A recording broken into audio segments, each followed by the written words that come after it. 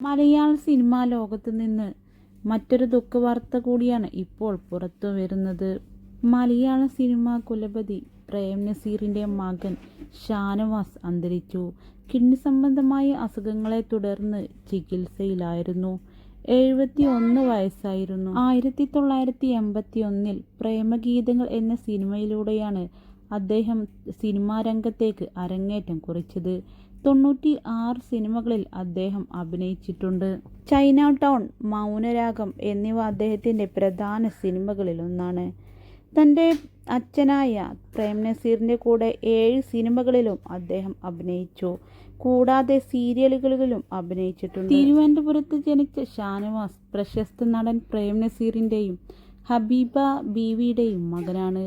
അദ്ദേഹത്തിന്റെ പ്രാഥമിക വിദ്യാഭ്യാസം ചിറയൻകീഴ് ഇംഗ്ലീഷ് മീഡിയം സ്കൂളിലും മോൺഫോർഡ് സ്കൂൾ, ഏർക്കാവ് എന്നിവിടങ്ങളിലും പൂർത്തിയാക്കി.